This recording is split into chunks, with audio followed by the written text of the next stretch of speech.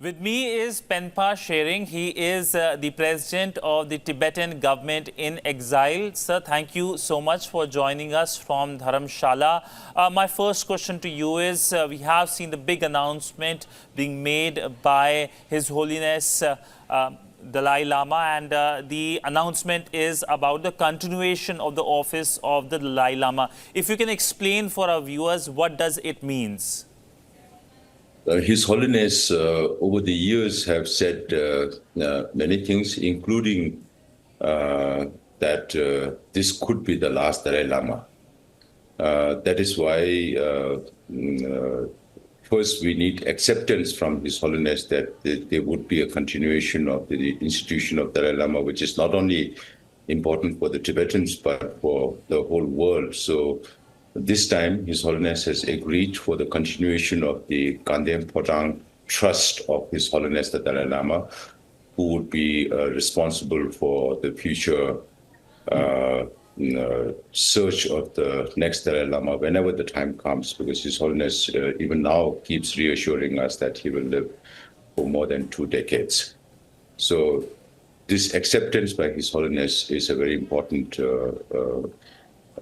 decision for the Tibetans and for His Holiness. Mm-hmm.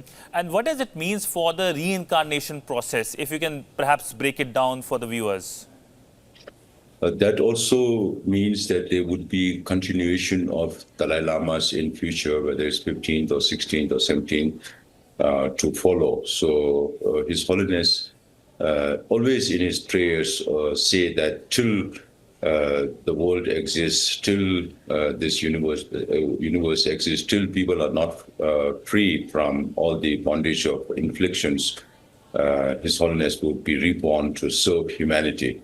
So the whole concept of reincarnation itself is very unique to Tibetan Buddhism. There are so many Buddhist countries in this world, but this idea, or the whole idea of reincarnation, is to carry forward the legacy and the responsibilities of the previous Lama. That is why it's significant that His Holiness continuation of the Ganden Phodrang Trust, and also the commitment to reincarnate is a very significant decision for the Tibetans and for the whole world as well. And Chinese are, of course, very concerned about the yet to come 15th, but they are not bothered about the living 14th. Mm-hmm. So you talked about this trust. Now, if you can perhaps talk about the history of this trust and the members perhaps, and the role it will play in terms of search of the next Dalai Lama and recognition of the next Dalai Lama. Now, Ganden Phodrang institution is just like an ordinary family. In monasteries, you have universities. Like in the Gelug tradition, you have these 3 huge universities of Ganden, Drepung, and Sera. And within the universities, there are 2 colleges. Then within the colleges, there are households of monks.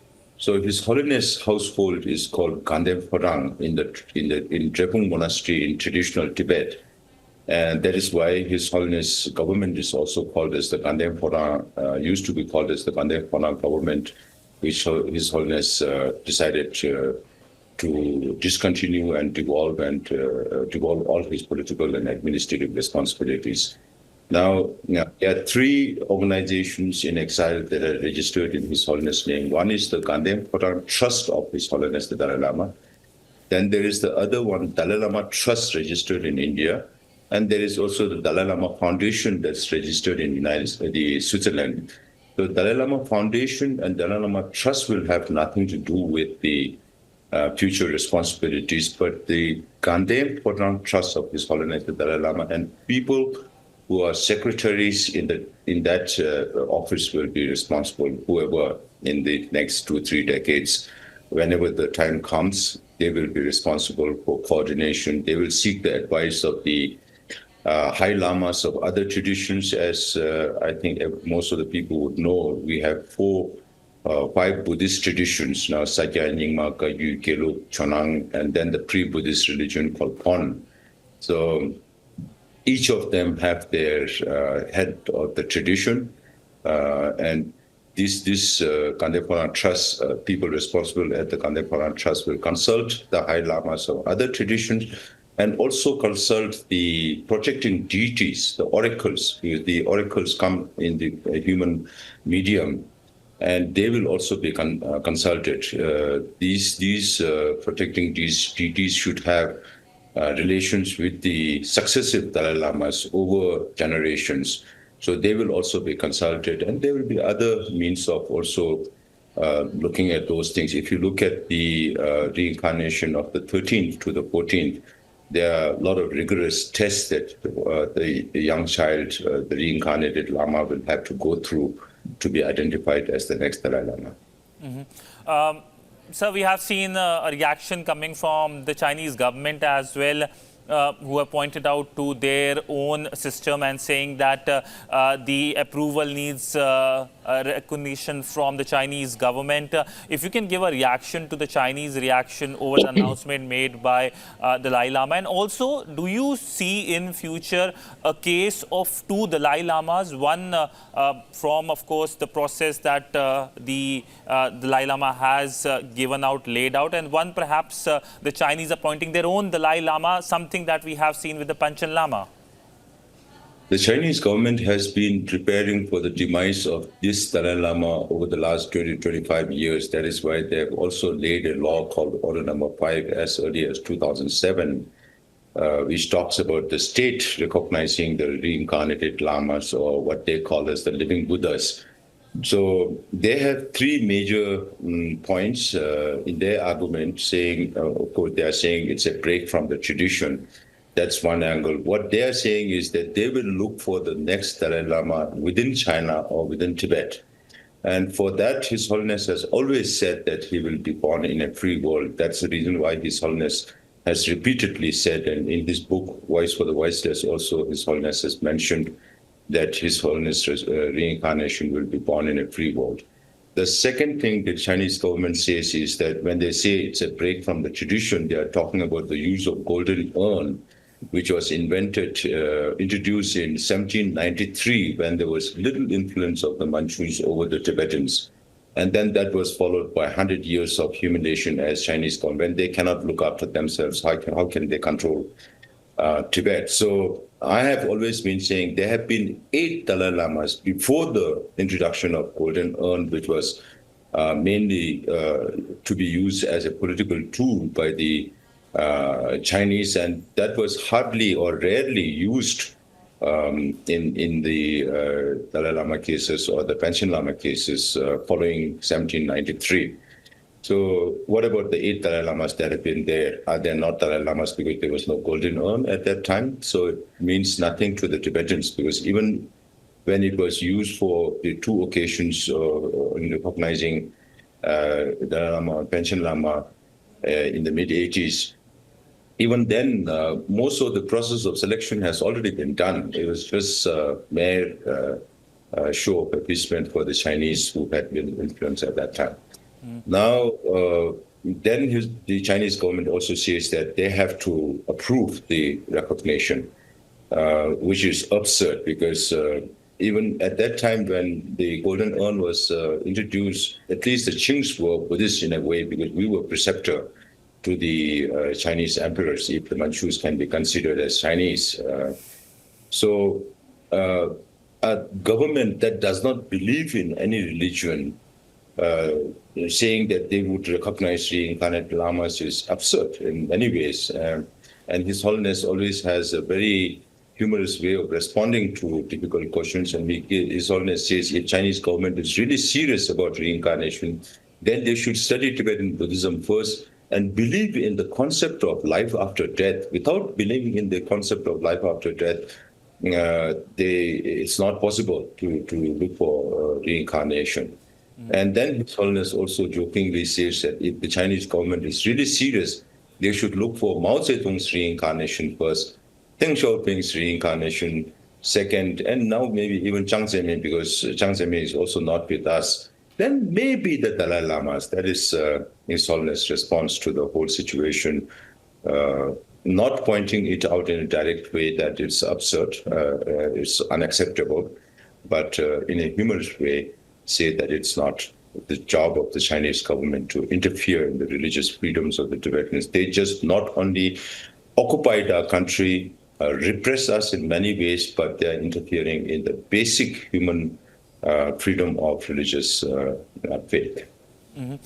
So you mentioned about the free world. The next Dalai Lama will be born in a free world. If you can perhaps give an idea, what do you mean by free world? Is it possible that the next Dalai Lama could be born here in India? Dalai Lama himself has said that he is the son of India. And also, we know that in the announcement that was made yesterday, Dalai Lama pointed out to getting representation from the Buddhists from China.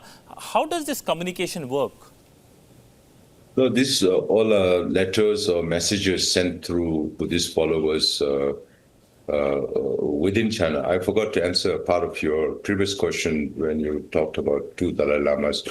If you look at what Chinese government is doing right now, of course, they want to use the whole system as a political tool to control Tibet in future, because they know that if they can control the Dalai Lama, they can control Tibet. And I always put up this question: do you want a lifelong headache or not? If you have two Dalai Lamas, it will be a lifelong headache, and they won't be Xi Jinping to resolve all these problems. So the Chinese government will really have to think seriously about what they really want in future. Your next question was, I'm sorry, can you please repeat that? My question was on the free world. How do you define free world? Does free world means India? Will the next Dalai Lama to be likely to be born in India or any other part of the world? Yes, as I mentioned earlier also, the whole idea of reincarnation is to carry forward the legacy of the previous Lama. So if His Holiness is born in a not free world, in a controlled authoritarian regime, then His Holiness would not have the freedom to carry forward his responsibilities. That is why His Holiness says he will be in a free world. And India obviously is a very likely choice for His Holiness, because there has to be relation between the parents and the community that His Holiness will born, and there should be a master-student relationship between the family and the community where His Holiness is born. That is why, if His Holiness is reborn in India, which is very likely, and I cannot confirm it because it's for His Holiness to decide. As was mentioned also at the Meet the Press yesterday, it is too early right now. So for His Holiness to leave any signs or messages regarding his next life, it will come only when the time is right. So Chinese government always says that they welcome His Holiness to visit China and Tibet, but they put this condition that His Holiness should stay back. And because of that, His Holiness has responded that if His Holiness gets to go to China or Tibet, he will go, but not live there because there is no freedom there. Also, sir, what do you think of the international community's role over the reincarnation process in terms of supporting it? What's your expectation? What's your hope from the international community? Now, within China, just like the Panchen Lama experience we had already, even the Chinese appointed Panchen Lama is not recognized by Tibetans. And right now, as we speak, he's in Lhasa in Tibet. And they have serious problem convincing the Tibetans to follow Chinese Panchen Lama. So the same thing would happen with the next Dalai Lama if China decides to choose one, and the Tibetans in exile, if Tibet is not free by that time, then we'll definitely choose one. So there is no question about that. What's your personal reflection as His Holiness Dalai Lama turns 90s as the president of the Tibetan government in exile? How do you plan to protect and continue the culture of Tibet outside of Tibet amongst the Tibetan refugees? If you can perhaps give an overview about your personal thoughts as well, because 90 is an important milestone in terms of His Holiness's birthday, and of course something for the Tibetan community at large as well. Yes. For the Tibetan community, of course, it's a very important event. And for global community also, it's very important because as we speak, there are so many violence going on around this world, so many new conflict zones, flashpoints are happening around the world. So the message of nonviolence and compassion, karuna and ahimsa, that is rooted in the ancient Indian wisdom and which His Holiness spreads is very, very important. I think the 90th birthday should be focused on the 4 principal commitments of His Holiness, which is very simple to explain. Also, His Holiness says, I am one among the 8 billion people in this world, and His Holiness always speak about the concept of oneness of humanity, that every human being in this world is same, and His Holiness is just one among them, and his responsibility is to promote human values. So in that sense, he has worked with scientists for many years. His Holiness has also developed a curriculum called the C learning, the social, emotional, and ethical learning, which is very important, which is whatever is happening to the world today is because there is something wrong with modern education, where there needs to be balance between physical and mental health. And then the second commitment, His Holiness always says, I'm a simple Buddhist monk and I'm a Buddhist practitioner. Just like there is not one single medicine for all illnesses, there are so many different religions to cater to different mental inclinations and dispositions. So as a Buddhist, His Holiness says, practice your own religion to every religious person, but respect all other religions. That is why His Holiness led and participated in so many interreligious harmony conferences, and that is also the reason why His Holiness has friends across religions. Now, third commitment His Holiness says is because he's a Tibetan and he has a responsibility towards Tibet, but self-admittedly in his book, His Holiness says that he has not been able to achieve so much for Tibet because of China's intransigence on the matter. And his fourth commitment is to preserve and promote ancient and Tibetan wisdom, because these wisdoms that originated from India are still very, very relevant today, in this conflict-ridden world. So these values need to be promoted everywhere in this world, even with a very secular approach, not particularly depending on one particular religion. So if every human being contributes through compassion, which will bring peace, nonviolence, and all of that, then we can definitely make this world a better world to live in. And as a Tibetan, I can say that the longer His Holiness lives, it will be inspiration for all of us. And that is why we are making effort to make sure in the last 24, 25 years since His Holiness asked us to have direct election of the Chief of the Cabinet in 2001, and then eventual devolution of his administrative and political responsibilities in 2011. My predecessor served for 10 years. I'm serving my first term. We just finished our 4 years. So it has been 24 years since we have been functioning on our own. And this is also one thing that His Holiness wanted to empower the Tibetans since 1960 by introducing democracy, so that the Tibetans can take care of themselves. And in my capacity as Sikyong right now, we have been trying to keep the community together. We are spread across more than 27 different countries around the world. And then also make sure that even though we are physically distant, we remain emotionally close, and then also institutionalize all our relations with the governments worldwide. Of course, we can reach out only to democratic free countries, not to authoritarian regimes, and also governments that are very dependent on China.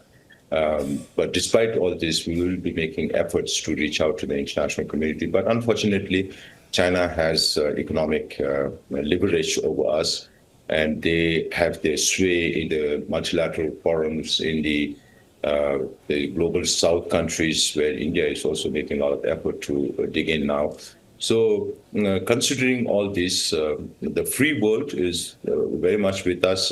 Through the year, we will be looking forward to see more statements, policy statements coming on the religious freedom in Tibet, and each government's position on the reincarnation of His Holiness, very much in line with the US Tibet Policy of 2020, US Tibet Support and Policy Act of 2020, which is an amendment, which was an amendment to the 2002 Tibet Policy Act, wherein they have included the element of His Holiness reincarnation, and that has become a law in the United States, and we'll be working with many other like-minded countries to get them on the right side of history.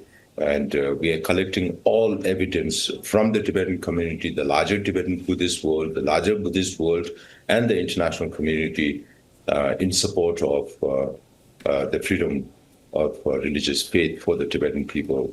And I think China most probably would be left alone, other than the countries that they can assert their pressure on. Mm-hmm. Well, on that note, thank you so much, sir, for speaking to WION from Dharamsala, and it was great to get an understanding about the announcement, an announcement that is closely watched by many Tibetans across India and across the world. Thank you so much, sir, and perhaps see you soon in Dharamsala. Thank you so much, sir. Thank you so much, sir.